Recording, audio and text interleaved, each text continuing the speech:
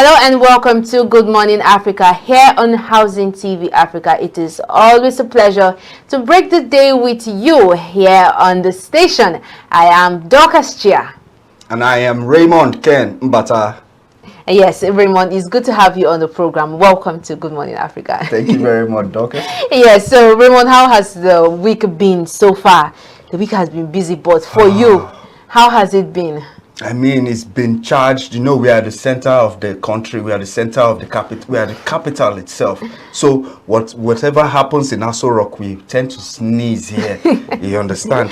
And yes. I mean, so much sad news has been coming through. I mean, we've been waiting for a breakthrough, for a good news, at least something refreshing to come through. And speaking about the sadness, it's just like, you know, I've been seeing on social media people saying it's just like you wake up every morning and you're just like, okay, what's the sad news for today in Nigeria? It's really been a lot with the killings, the issue of insecurity, and it's just been a lot for Nigerians, and people are asking, where is the government? Where is the government? See the issue of the killings that happened in Kwara State, that church that was live streaming, and you know, they just gunshots just came in. Then we have the abduction of girls in Kebbi State, and while their vice principal being killed and all that. So it's been a lot. It's been very and it's getting worrisome, because this is a period when Donald Trump has been saying Nigeria has become a country of particular concern, and then we are having this kind of issues coming up, and you know, some government officials are coming out to say that, oh, there's no Christian genocide and everything, but all this just clarifies the point, because it's getting very worrisome. It's going, and I feel it's going to affect the country so much, because every day something is happening, one news with the other, and I just hope, because we are asking the question, where is the government? Where is the government? Where is the government? Then we are looking at just us dealing with the issue of insecurity in Nigeria. Then PDP too has its own drama coming up, and all that here in the Federal Capital Territory. And I don't know. It has really been an eventful and very busy week, very dramatic. And I'm just hoping for better things to come in the future. What about you? Exactly. I also key along the line you told, because you know, it's not like we're expecting a comedy show every day. Yes. But at least something to relieve us from this whole cascade of dramatic events that always bring us to the wrong part of the limelight. I mean, there was this issue about the Falcons, the Nigerian female football team in Switzerland, and somehow in the bus, and some people were calling them terrorists. And I'm like, how can a female football team now be terrorists? That means that there's a misperception about Nigerians from other nationals. So they now begin to think that every Nigerian is now a terrorist, not knowing that we are the actual victims of terrorism, and we are not just singled out of this. This happens everywhere, but ours just seem to be recurring, because we have a government over time that has not been very careful about maintaining security. Yes. And at least it's not that issues don't happen concerning insecurity around the world, but it's how fast do you attend to it? How quick does it happen? I mean, look at Chibok. How many years ago? How many years? And, this is like a reoccurrence of that kind of thing. Learn from it. You understand? Was there no security measures put in place in government schools? I mean, you are going around asking children to leave homes and come to school. How are you keeping them safe? I mean, you get the point. So it's very pitiful. I feel very pained for religious houses that have been attacked. It is another issue altogether, because I believe that we still have freedom of religion in Nigeria. Yes. So I do not know why fringe benefits, fringe groups will have to take advantage of the fact that people are worshipping. you know, and So that's you know, trying to say the church is not even a safe space for anyone anymore. it is alarming. It is alarming because I mean, so what are you trying to say is that we should sit at home and not do anything? So we should now start praying in the houses. We should not go to school. We should not go to church. We should not attend our religious. So next thing is the market. We shouldn't go to market. I mean, that shows that the government is lagging behind in its responsibilities. Yeah. So if they have to still continue lagging behind in their responsibilities, they should stop taking tax from us, because this taxpayers' money is what is being used. It's supposed to be, and if we're having issues of economic issues in the country right now, price hike and all that, these are the things that are causing it, because it's making the country unsafe. Investors, people are not wanting to come and invest in Nigeria because of the security situation. Then what the available that is now available for the citizens here is now it's limited. So it's pegged at a high price, and you know, a lot of things. The issue of insecurity is just affects the country in every different way. And I want to use this platform to call on the government, because I feel these people are not ghosts, they are not spirits, they are not just coming from somewhere, they are within us, they are somewhere. And I think something should be done about this. These people should be called to book. It's not about saying we reaffirm our commitment to the security of our state, our nation, and everything. Actions, we need to see actions. Let there be arrests. Let these people be arrested. Let security agencies be deployed. Let them be serious, with not just coming out to give speeches and everything. We need action this time around, because it's getting to a point where Nigeria is becoming unsafe. And when you see people trying to leave the country to go to other countries, you wonder. But these are the issues, and I think the government needs to sit up on this particular thing, because if the issue of insecurity is not tackled in Nigeria, Nigeria will go down the drain in a very bad way, and it's not going to be very good. And here we are resisting the United States from the US Army coming to Nigeria, and these issues are not being tackled. So I mean, because for now we are producing water for ourselves. I mean, we are producing almost, a lot of us are relying on ourselves for almost a lot of social amenities. I mean, now I need a bodyguard. I don't know if you could serve. Could you help? Because wow. I heard you have good extensive knowledge in security. Wow. Because now there are some people that cannot go about their normal duties. True. Because they fear they fear that they might be victims yes. of security attacks. Nobody is spared. You understand? And I think that although the president has taken some steps, he's ordered for recruitment of 100,000 new soldiers into the Nigerian armed forces. He has also asked for put everything on the fullest red alert ever. My point is we are recruiting more. You know, what's the next step? It's not exactly, because I feel it's not just by from theory we need it practical. Yes. What next? What next? Are we going into war? Is there something? What's the next step? What's the action we're expecting now? Because results is what everyone is looking at. Exactly. Yes. Exactly. All right. So today we are going to be talking about the World Television Day. I have to say a Merry Christmas to us here in the media industry. Merry Christmas also. Yeah. So we're going to be looking at the World Television Day all over the world on the 21st of November. World Television Day is being celebrated, and since the inception of television till this moment, it has been of great significance and impact to us in our homes, in our society, in our lives, in our upbringing. It's part of our social awareness and all that. So let's just go straight to the next segment for the day, which is the charge for the day. I can make it segment, and when we return, our guest is on standby, and he is going to be talking to us on how the television has evolved over the years and what can be done to make it better and to boost the television industry and the media industry on its own. Stay tuned. This is still Good Morning Africa here on Housing TV Africa.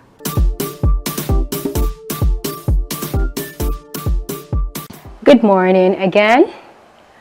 I trust we all slept very well, and I believe we woke up hopeful, because what I want to talk about is very relatable to every human being that walks the face of the earth. I want to talk about a 4-letter word, and that is time.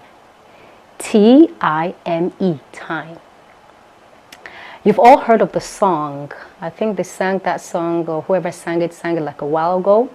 Time, not money, oh, something like that. And then there's also the saying that time is of the essence. And they also say once you lose time, you can't have it back. And that last phrase is what I want to dwell on. Now, just think along with me for a moment, okay? From the time you were born to the time you draw your last breath, what happens in between? Food for thought, right? They say from the cradle to the grave. What have we achieved in between? I heard a very respectable apostle say some time back that the human life is segmented into 4 sections. The morning time, afternoon time, evening time, and the night time. And what struck me about this was, and still is, the night time of a human being's life. Because at that point in time, I call it the wrap-up time. You know how it is when probably you're shooting a movie and they say, wrap it up. That is the wrap-up time of every man and every woman on the earth. That is a time where you're brushing up on the legacy you've left behind. That is a time where you're brushing up on the values, the worth, the morals surrounding your life. Little wonder that people that have taken out time to know what essence of time means, they don't joke. They don't have time to waste. You look at them and you're wondering why they're always on the run, why they're always on the move. They have focus. There's a price before them. They have precision. They're defined.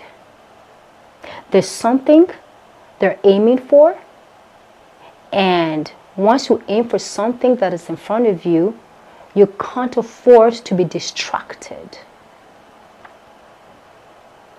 What are your goals? What are your plans? What are your intentions? Who are you? What are you doing here on earth at this time? Why were you born in this century? Why were you born in this millennium? What do I have to offer? What do I have not to offer? What do I have to give? What do I have not to give? Questions, questions, questions. But if you can take out time and make up your mind to hone yourself, to train yourself through the fire. After all, they say that how can you get perfume if a rose petal or rose petals are not crushed? How do you get gold? How do you get silver if they're not taken through the fire? Why are we so much in a hurry to get to the finishing line when we've not even as much as prepped ourselves? Sometimes we hurry into self-destruction. Sometimes we hurry into calamity. Sometimes we hurry into premature death or undeserving death. Whether it's mental death, psychological death, physical death, spiritual death. But there's a death somewhere because we did not apply time as we ought to. Let's not hurry in life. Let's take out time, and do the needful. What really needs to be done in my life to make me matter? I talked about power. I talked about value. Talking about time. They're all interrelated. There's a common thread that binds them all together. If you take out time to build, don't compare yourself while you're building. And guess what? Whether you're building a home, whether you're building yourself, whether you're building a career, whether you're building a family, do not compare yourself to the next person, be it your neighbor, be it a friend, be it a family member, be it a stranger, be it your enemy. Do not compare. It's so dangerous. You are you, and uniquely tailored for that matter. Aside from twins that look alike so much, even at that, I read somewhere that it has been scientifically proven that no human being has the same palm print. That is how different you are from the next person. So why not run your race per time? Take out time and do you. Build yourself and train yourself to be unique. Do not waste time. Because once you lose time, you can't get it back. Oh, I was going to read that book like 2 days ago. If I'd started, I would have been probably on chapter 44. But because I didn't read 2 days ago, I'm on chapter 20. I can't bring back 2 days ago. I can't bring 2 days ago into my reality or into my present. It's not possible. It's not doable. So let's make use of what we have right now. Let's make up for the time lost. They say make hay while the sun shines. Time is of the essence. It's important to maximize time. Because when we get to the latter phase of our lives and we look back, we could say that, that wasn't bad at all.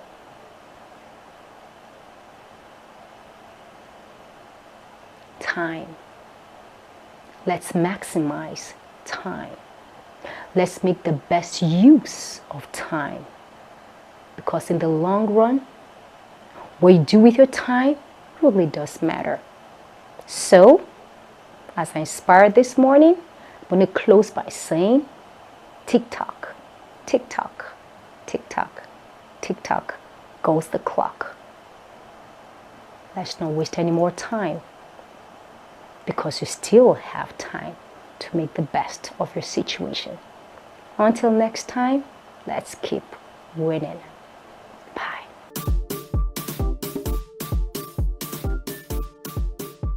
Welcome back. If you are just joining us, this is Good Morning Africa here on Housing TV Africa. And just before that break, we gave you a little glimpse that the topic for today is World Television Day. And before we delve into the topic, let's just take a quick excerpt of what this particular topic has to hold for us today. It says television continues to be the single largest source of video consumption, though screen sizes have changed and people create, post, stream and consume content on different platforms. The number of households with television sets around the world continues to rise. The interaction between emerging and traditional forms of broadcast creates a great opportunity to raise awareness about the important issues facing our communities and our planet. Today on Good Morning Africa, our focus is the World Television Day and how TV has evolved over the years. Joining us all the way from Port Harcourt is a seasoned journalist who has contributed immensely to the broadcast industry with years of experience and expertise. We have Mr. Bill Cosby Jones. It's good to have you here on the program with us, Mr. Jones. The pleasure is all mine. A very happy day to all of you and everyone who's watching television now. I want to say I'm happy to be honored like this and to talk about television.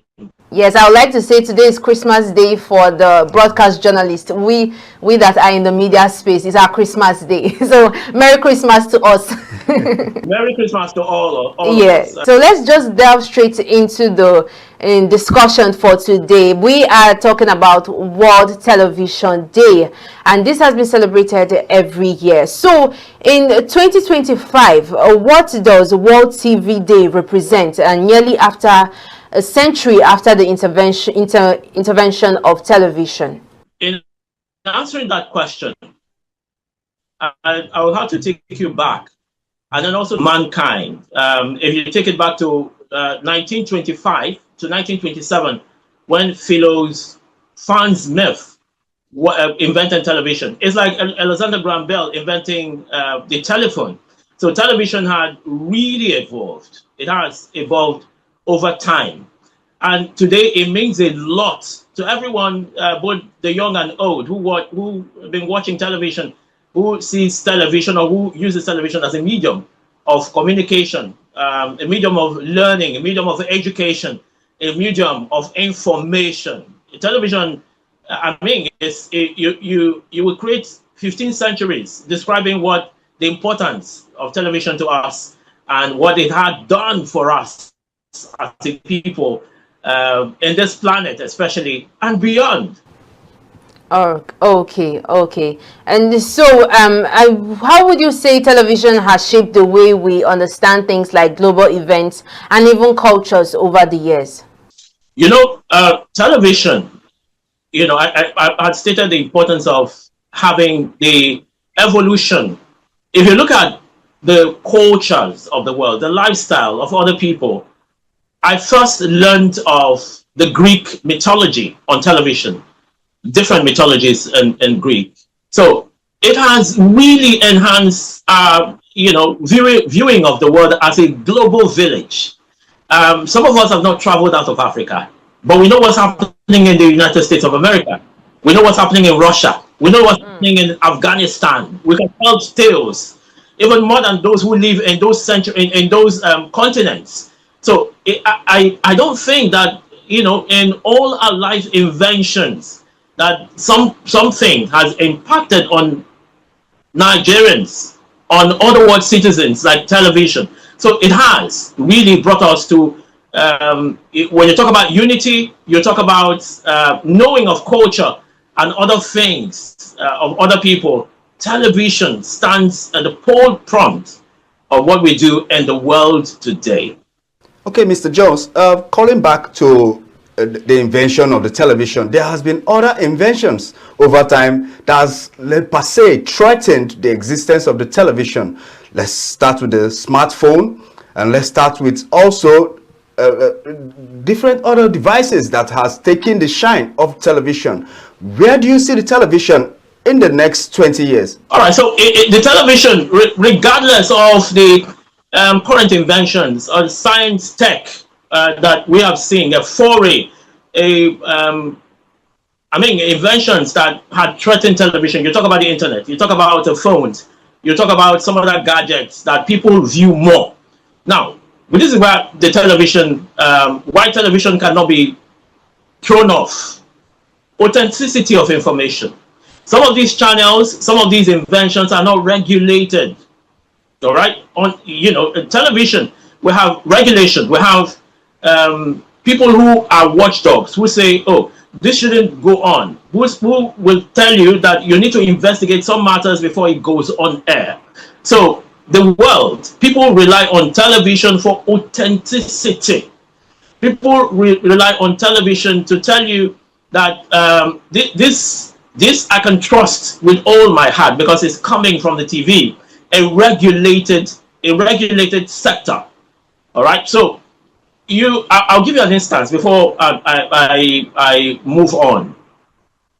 Recently, there's been a spike in the killings in Nigeria, especially by terrorists. You go on social media constantly. You see videos, unverified. You can't give out those numbers. and those videos without verifying. All right, so people take it with a pinch of salt. There's an era of AI. Somebody can doctor a video and just push it out. All right, but if you have, now we have regulations. Television cannot do that because it's regulated. So people trust more on television. They see, I mean, the ordinary people see the negatives of unregulated media platforms and media sector. But in an instance, just as you said, concerning the violent clashes that has been reoccurring in different parts of the world, not just only Nigeria, television has been used as a tool of mass indoctrination. Although it has been a source of unity for some, it has also been a source of division for others. How do you think that television can be protected from being used as a tool by fringe groups and terrorist organizations from bringing chaos into our world as we know it to be? All right, so we talk about the enforcement of rules and regulations. What are the rules guiding broadcasting in Nigeria today? How are they enforced? How are they protected? We often hear, the internet is free media. Everybody can just post something. We should be talking about sending a bill to the National Assembly. The internet, regardless of, an all-comers affair and that of media, it should be regulated. Now, if we get the internet to be regulated and stop this flying of news that are unconfirmed or verified, it will give credence, it will give more power to regulated media, because it seems as though the populace, not just in Nigeria now, I can tell you, not just in Nigeria, are more trusting of contents coming from the social media because they know less. They do not know that some of these contents are not regulated. If it suits their bias, they go with it. All right. So if we have strong regulation to say not everything that makes it to the social media should be, most of them should be flagged for lack of verification, for unverified comments, unverified videos, unverified contents. We will, by every means, stop this. Is it non-chat? No, stop this media deductions. I want us to talk more on the issue of regulations, because when we look at the stages before you can set up a television station, NBC will give you a lot of things, a lot of rules, and there will be a lot of money to pay. And now with the emergence of social media right now, I can just take my phone, open a particular page and just be like, oh, this is my TV, and begin to garner a lot of viewers and everything. I want you to talk about this and how the NBC can come in to be able to regulate this, because most of the times, as much as yes, some informations could be verified, but some of these online platforms still lead others astray, and it tarnishes the image of the media sector on its own. Good question. I love this question. And the fact that you brought in the NBC, the bottlenecks, it's not just about the finance, it's about the rigorous processes of obtaining a license and then setting up your media outfits. It's something that that we need to put on the front burner. But to answer your question, the NBC, the regulator, is an agent of government. It also serves as a revenue generator for government. We are built on some economic strangulation. All right, the NBC is giving a target to meet up every year. When we talk about regulation, we're not talking about monies or the strangulation, the bottlenecks of setting up a media office, a media establishment. We should be talking about putting a bill to make sure that what the existing television, radio is doing is not hampered by excessive billing from the regulators like NBC. It's like falling between the devil and the deep blue sea. The country must make money, but again, channeling it through a medium that will, put strain on those who disseminate information, accurate information, is what we really need to look into. There should be some sort of a setup where regulators, people talk to regulators, people talk to the federal government, people talk to the people at the National Assembly, those who own radio stations, who own TV, who own the print media, should come as one and then sponsor a delegation to the federal government to iron out some of these salient issues. Because if we do not do that, and then we make social media easier and then make it accessible to all, an all-comers affair, and then the media that regulates, that should give us proper information, that should give us accurate information, is tied with bottlenecks, it becomes a problem for the broadcast industry in Nigeria. Like I said before, it's really a danger if that is not looked into. Is something that will really make the media industry not viable in the next few years. Because if I have an opinion, if I have an option to go with a free media, and I have an option to set up a media industry where I spend a lot of money, where I spend a lot of my time, where I wait for a long time to get licensed and all of that, it's going to be a problem for those who are investors or who want to go into the media industry. And then it will be a free reign for the unregulated media. So that's is a problem. But it's a problem that can be solved by all owners of this media industry and, leading a delegation, telling the federal government, giving them the merits and demerits of these bottlenecks before you get licensed, before you set up a media organization. If not, I don't see us making any tangible progress. And I don't see why social media and all of the unregulated media platforms and outlets cannot overtake radio and television. Okay. All right. So now let's move to the theme for this year's celebration. I could say that it's centered around gender. So I want you to throw more light about the theme for this year's celebration of World TV Day and what it aims to promote. All right. So we're talking about gender. When you mention gender, you mention inequality. Male and folks. The television it is a case of 12 and dozen. Some people will argue that there's enormous influence by the female folks in the media industry. In fact, this industry is seen as an industry dominated by the female folks. The females. But yes. when you yes. So viability of the media is open to all that are talented. As my advice to some of the radio stations that I've worked with as head of programs, I've always advised that regardless of who the person is, male or female, in as much as the person is with the talent to deliver, let's not look at gender. I also know with experience that at some point when we were looking for people to man our stations, we barely could find suitable male voices that could match. So when you talk about equality in the media industry, it's going to be a problem because your cast an agenda say, okay, when you when you employ 3 males, there should be 3 females. It should be a free run.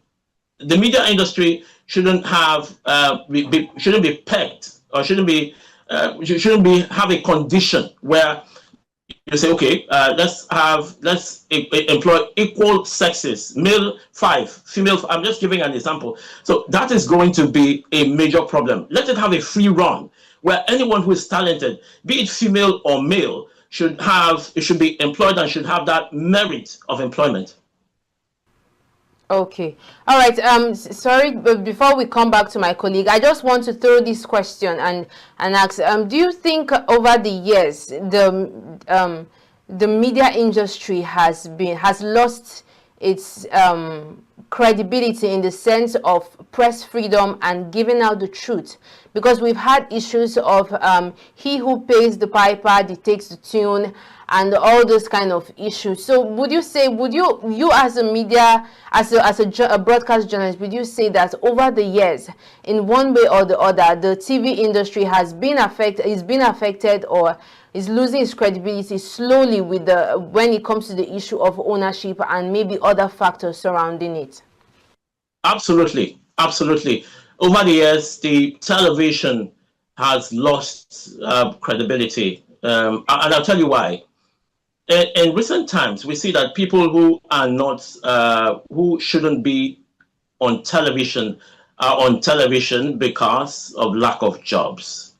You can hardly find trained hands on television. I remember way back the likes of Sri Stoba, Roots, Benemesiopia, and all of that. These are talents. Television broadcasting is a calling, just like you have pastors called by God. Broadcasters are called, all right? You have a talent. When you have a talent, you know that this is what I ought to do. This is what I should do as a broadcaster. So, but in recent times, we see people who have no business being on radio or television, manning TV shows, manning radio shows. And I also tell you, the credibility extends to government influence on some of these establishments. People who work for government establishments tend not to go against government, regardless of how painful the policy is on the people. So that is a major problem. Those who work for private institutions, private televisions and radio, tend not to go against the ogas at the top. You know why? Because it doesn't guarantee your stay with that television station. So constantly, the fear of losing your job will make you water down your content. It'll make you water down your ability to deliver. So it has affected television. It has eroded the credibility. I tell you one, something happened a few weeks ago on radio, and somebody told me I hardly listen to radio again because I feel that everyone who's on radio or television is afraid to tell truth to power. And that is the feeling of some Nigerians. I'm now making reference to Nigerians, but we're talking to people all over the world. They no longer see that bravery, that, presenters on television, content creators on television are brave, seem to be brave people. We've lost that bravery. We now cower when government, says something. The television owners are also not left out. Those people who you might say something, your presenter might say something on radio or on TV, and you will lose your license. So being extremely careful had taken away that shine from what goes on television. Then the lack of professionals on TV has also lost that credit, made TV lose credibility. So it's a list of a lot of things, but I'll stick with these ones. These are the very obvious ones that help to boost my point. Okay, concerning the children are the future of the nation. Do you think that today's television is giving good content to build the future leaders of tomorrow, sir? I'll tell you straight up, no. Back in the day, we had a well-organized television tailored towards education. Now we tend to entertain more. So that transition from education had moved heavily to entertainment. I know growing up, watching some like the NTA, you hear kiddies programs and all pointing towards improving the intellectual capacity of the child. All right, they have kiddie programs where students, pupils are educated. But now we seem to chase commercialization. Most TV stations want to stay afloat. They want to, buy diesel to stay in business. They want to be, financially competitive. So in doing that, you can't have two things at a time. You can't have so many things at a time. In doing that, we lost the content to educate. So the children nowadays most definitely are not equipped for what is to come ahead, because they lack that knowledge that television should have taught, that radio should have taught, because we chose to pursue commercialization. We chose to pursue other contents that will entertain more than education. So the kids are losing out. I'll take you back to how we used to be. We learned a lot from the cartoons we watched back in the day. We learned a lot from the television programs that will, we had spelling bee competitions. We had competitions on radio that bothered more on education. All right. So that is a problem for the kids of nowadays. And I'm sorry, it will be hard if you do not self-educate your kids. If you're relying on the quality of what they hear on television to inform and mold them, to build them, it will become a problem. Okay. All right. Sorry, I need to take you back a little bit. When we were talking earlier, you made mention of professionalism, and it brings me to wonder. I was just wondering, like, how much training is being put in to, to train professionals, to raise good professionals in the media industry, not just TV. We see right now people coming up to just be like, oh, you can learn on the job if you just have passion, or if you can just talk, then you go about, you can become a media personnel. But I want you to talk about how much training we have, because I just like other professions like the accounting department, you need to, for you to be able to, work and go higher in your field, you need to attain certain certifications for you to, progress in that field. We have the professions like that of law and that of the medical profession. They take these things seriously with other certifications and other, to make you to be able to, to create better professionals in that sector. But when we come to the media industry, we see, because I tend to feel like there's not so much training in bringing up professionals. We just go with the fact that if you can talk, if you're fluent, if you're bold, or maybe you have passion and you can learn on the job. But how much training is being put into this to create credible professionals who know their job in the society? You do not have any business being a broadcaster. And that standard is determined by what you know as a broadcaster. A lot of people go on air, especially professionals, because professionalism is a professional is someone who earns money from what you do, on what they do. So a lot of these media professionals, untrained media professionals, feel that when you talk, when you can talk, when you're fluent, you are a broadcaster, you can do well, you can be trained, even the media houses. So now training, I'll use myself as an example. I was trained by the National Broadcast Academy in Lagos, powered by Radio Nigeria. I also had a BBC training in Ghana. Now, no training is too small. If that's what you want to hear, no training is too small. But there should be a centralized training by regulators or broadcasting organization of Nigeria that will tell the media organizations, if the people you want to employ do not have these basic certifications, do not employ them. Let's have that standard. For instance, at Radio Nigeria Training School, you will have basic presentation certificate. At least that qualifies you to be a presenter. And when you carry that certificate, you carry it with pride. There should be some regulation detailing every media house, public owned or privately owned, to meet the standard. If somebody, a presenter or a producer does not have this certification, should not be allowed to go on air. Right here, implementation of some of the policies, very fine policies, is at 0 points. Regulation is 0. The only regulation I see all the time is NBC telling radio stations, TV stations, you shouldn't have broadcasting, you shouldn't have done this, you shouldn't say this. These are things you learn at the certification level, at the training level. It's not learning them on air. All right, so no training is too much, and it starts by you being trained first before you are employed. Okay, thank you very much. Okay, please, could you air your opinion concerning the localization of the TV? We inherited the TV from, should I say inherited, or should I say that the colonial masters during the time of colonization brought about the TV in Nigeria.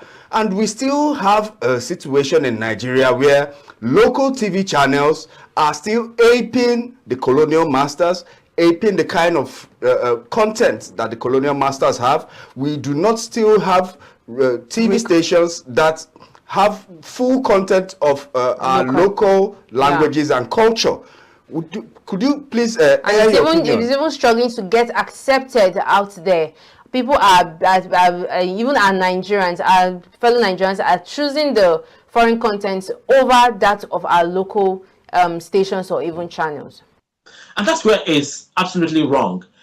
At the point where we are, we have emboldened, we have encouraged this discrimination largely by our viewers, thinking that the local content is inferior. Firstly, with ownership, those who own the local television, when I say local, I mean televisions here in Nigeria, what is the programming? What is the content? What is the intention of owning that television? Is it to join the bandwagon, or is just to, join the bandwagon in raising programs, foreign contents that will give you more views, or localizing the content to teach, to lecture Nigerian? And it's all personal. It's all tied to what the television owners want. It's all tied to what the people here are willing to watch. So if we are intentional about pushing out local content, let it start now. Let's build that consciousness. And you see that in less than no time, you see that our content will gain worldwide recognition, just like Nollywood has, just like other things that we have magnified in Nigeria through our TV is on. Okay, finally, calling it a wrap, do you think that television has also promoted good health among its viewers, mostly in Nigeria? We see a situation where people no longer sit down on the dining table to eat and discuss among themselves. People now use fast food and sit by the TV and spend all their time there. Is there a way out of this sedimentary lifestyle that has begun to build up among use of television in the contemporary world, sir? All right, so quickly, it boils down to the content you push out on television. Right now, people have their phones and it's on the go mobility. You can screen your television on social media, on phones, YouTube channels, and all of that. So the era of sitting with your family watching the NTA news is over. Urbanization has taken over. Global, the world is evolving and rapidly as so. Let's not let social media beat us to content projection. What content do you project on television? Do you still project those contents that would bring unity? So when you do that and amplify that, it is something that I feel will continue to dominate unless there's a conscious effort by TV to imbibe, to join in what's happening with the social media. I'm not talking about copying them. No, I'm not talking about being copycat.